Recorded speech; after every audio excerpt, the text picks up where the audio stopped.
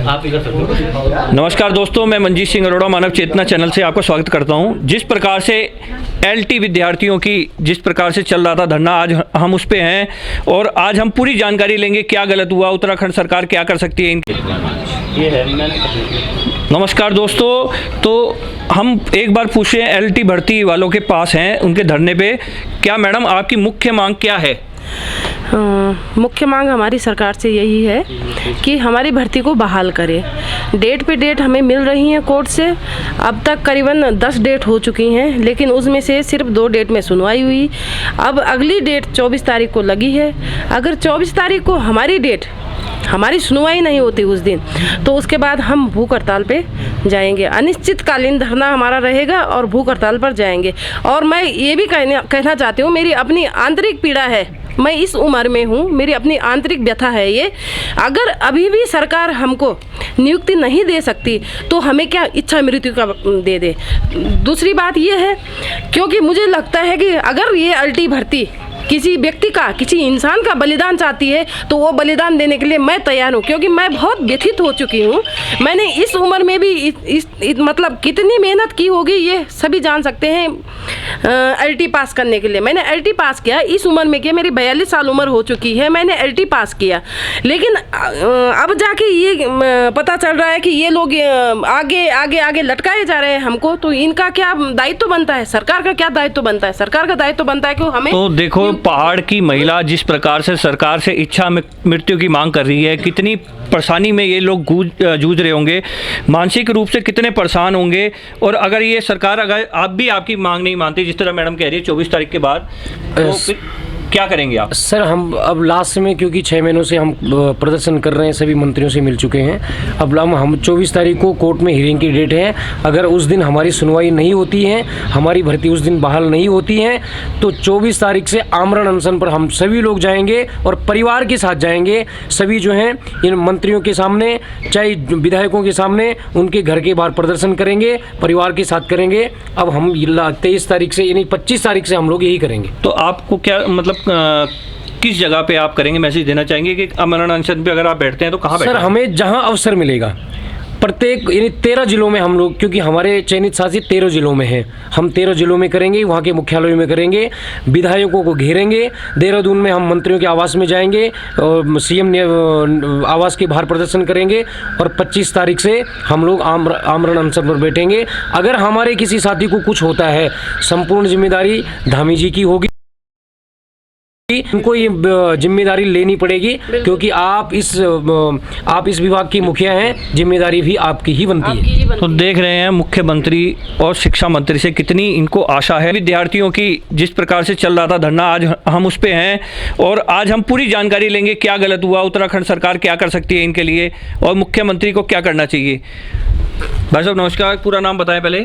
नमस्कार भाई जी, मेरा नाम अनुज भट्ट है। क्या है आप संगठन में?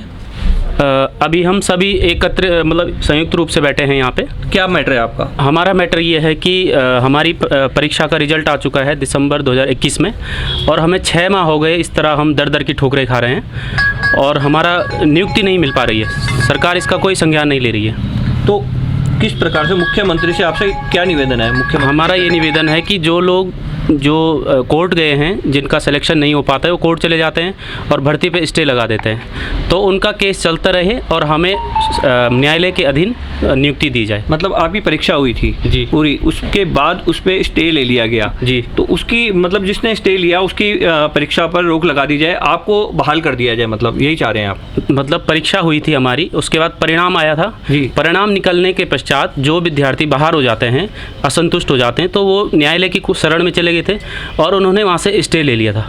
और फिर जो आगे की प्रक्रिया डॉक्यूमेंट वेरिफिकेशन की होती है, उसके बाद नियुक्ति होती है, तो वो प्रक्रिया हमारी रुकी हुई है। तो देख रहे हैं जिस प्रकार से एलटी विद्यार्थियों के साथ बहुत गलत हुआ है, कहीं ना कहीं इनके भविष्य के साथ खिलवाड़ किया गया है। हाँ भाई जी, आप क्या हैं, क्या नाम है आपका? मेरा नाम अनंत रतुड़ी है, मैं चयनित अभ्यर्थी हूँ। और सर, आपने भी एक सवाल किया है कि इन चयनितों के साथ शोषण हो रहा है या इनके साथ कहीं ना कहीं अन्याय हो रहा है। हमारा भी सवाल यही है सरकार से। हम 31 दिसंबर को हमारी हमारा रिजल्ट घोषित हो चुका है और 6 माह हो चुके हैं। अब सोचनीय बात यह है कि 6 माह हो गए, लेकिन हम रिजल्ट घोषित 31 दिसंबर में ही आज हम अटके हुए हैं। मामला कोर्ट में चला गया है और ये ऐसा नहीं कि इसी भर्ती में, हर भर्ती में कोर्ट में मामला जाता है। जो असंतुष्ट विद्यार्थी होते हैं, 1 आध नंबर से उनका रुकता है, वो कोर्ट में चले जाते हैं और उस भर्ती में स्टे आ गया है। लेकिन ये स्टे तो आ गया है, लेकिन सरकार, उसके बाद सरकार की जिम्मेदारी बनती है कि हमारे विद्यालयों में अध्यापक नहीं है और ये चयनित अभ्यर्थी हैं, ये गरीब घर से हैं।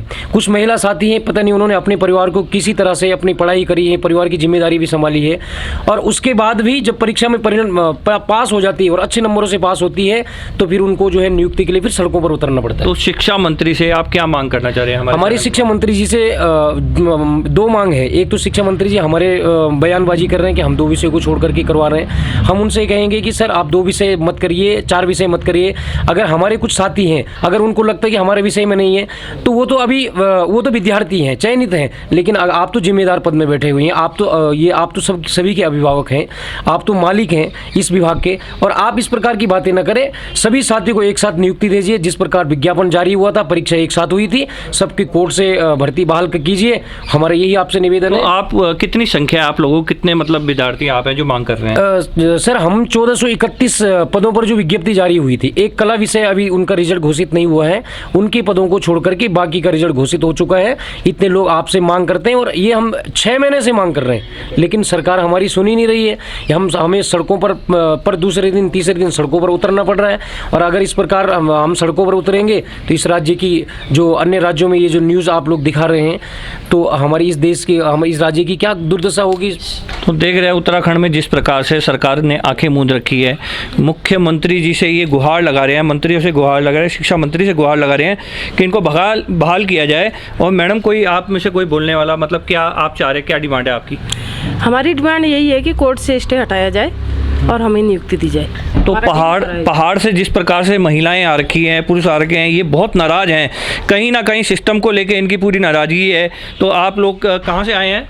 मैं भिकियासैन ब्लॉक के अल्मोड़ा जनपद से आया हूँ, जो कि बहुत दूर पड़ता है, 250-300 किलोमीटर दूर से आया हूँ यहाँ देहरादून में। तो क्या है मुख्य मांग आपकी? हमारी मुख्य मांग ये है सरकार से कि हमारी जो भर्ती हुई थी और हमारा रिजल्ट भी जारी हो चुका था, रिजल्ट जारी हुए आज 6 महीने हो चुके हैं, लेकिन सरकार हमारा डीवी और हमारी नियुक्ति नहीं करा रही है।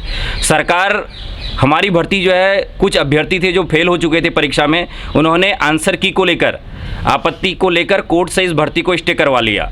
लेकिन कई बार इसमें सुनवाई का समय हमारी भर्ती में आया, लेकिन सरकार के कभी वकील नहीं गए, कभी सरकार खुद तैयार नहीं रही, तो जिससे कि हमारी सुनवाई कोर्ट में सही समय पर नहीं हो पाई। हम ये चाहते हैं, हमारी ये मांग है कि सरकार सरकारी वकील समय पर भेजकर सभी दस्तावेज लेकर पूरे पुख्ता प्रमाण के साथ कोर्ट में जाए और हमारी भर्ती को वहाँ से बहाल करे। हमें कोर्ट के अधीन ही चाहे नियुक्ति दे, लेकिन जल्दी से जल्दी हमें नियुक्ति दे। और हम शिक्षा मंत्री से भी मिल चुके हैं। कितने दिन हो गए होंगे आपके इस धरने में? 1 तारीख से। सर काफ़ी समय हमें हो गया है। हम 5-6 महीने से लगातार इस पे काम कर रहे हैं और तमाम प्रकार के मंत्रियों से, तमाम प्रकार के विधायकों से मिल चुके हैं। हम मुख्यमंत्री से भी मिल चुके हैं। हमने कई बार कह चुके हैं उनसे कि जल्दी से जल्दी हमें नियुक्ति दें, और हमारी यही मांग है, अगर हमें नियुक्ति जल्द नहीं मिलेगी तो हम सभी अपने जनपदों में और रोडों पर उतरेंगे और सरकार के खिलाफ जो है नारेबाजी करेंगे कि जल्दी हमें नियुक्ति दे। हमारी एक ही मांग है। तो आपका मेरे ख्याल से प्रदर्शन भी हुआ था, मुख्यमंत्री के आवास को घेराव किया था, तो हमें आश्वासन दिया गया था कि आपकी जल्दी, हमने 2 बार विधानसभा कूच किया है, दोनों बार ही हमें सिटी मजिस्ट्रेट द्वारा ये आश्वासन दिया गया कि आपको हम मुख्यमंत्री साहब की बात कराएंगे। 15 दिन पहले भी हमने विधानसभा कूच किया था, लेकिन आज तक मुख्यमंत्री जी ने हमें मिलने का समय नहीं दिया। कल भी हमने किया तो कल भी हमें ये आश्वासन दिया गया है कि आपको मुख्यमंत्री जी साहब की मुलाकात कराएंगे, और इसी आश्वासन पर कल हमने विधानसभा कूच किया और हम वहाँ से उठकर आ गए कि हमें मुख्यमंत्री जी से मिलने का समय मिलेगा। हम जल्दी ये चाहते हैं कि मुख्यमंत्री जी हमसे मिलें और हमें समय दें और हमारी भर्ती को कोर्ट से बहाल करवाएं किसी भी हालत में। तो जिस तरह से देख रहे हैं युवाओं का शोषण लगातार जारी है उत्तराखंड में, ये लोग डिमांड कर रहे हैं मुख्यमंत्री से कि आप हमारी सुनवाई करें, आप आगे बढ़ें सबूत के साथ और हमारी नियुक्तियां करवाएं। तो क्या मतलब आपको क्या उम्मीद है सरकार से कि कब तक आपकी जो है सुनवाई हो सकती है? सर अगर सच कहूँ तो, अगर दिल की आवाज़ कहूँ तो हमें सरकार से उम्मीद नहीं रही है, क्योंकि 6 महीने हमें हो चुके हैं। आश्वासन हमें ज़रूर मिला है, लेकिन ये आश्वासन हम मंत्री से मिलते हैं, मंत्री के उनके गेट से बाहर उनका आश्वासन समाप्त हो जाता है, फिर हम दूसरे दिन जाते हैं, फिर उनके वही आश्वासन होते हैं। जो कोर्ट में डेट मिलती है कहते अब की बार हो जाएगा, अब की बार हो जाएगा। अब हमें सरकार पर भरोसा नहीं है। लेकिन फिर भी क्योंकि वो मुखिया हैं हमारे इस विभाग के, वो मुखिया हैं, हम उनसे निवेदन ही कर सकते हैं कि अभी भी इन बच्चों के बारे में सोचिए, इनके भविष्य के बारे में सोचिए और आप जल्दी से जल्दी जिस भी प्रकार से इन प्रकार किसी भी माध्यम से आप हमें नियुक्ति दीजिए। हमें राजनीति नहीं करनी है, हमारा विषय राजनीति नहीं है, हमारा काम है बच्चों का भविष्य को सुधारना। तो इन लोगों का कहना है कि कहीं ना कहीं सरकार इनसे कहीं ना कहीं गेम खेल रही है। देखो लोग क्या क्या लिखा हुआ है, युवा थोड़ा ऊपर करेंगे, आप दिखाएंगे।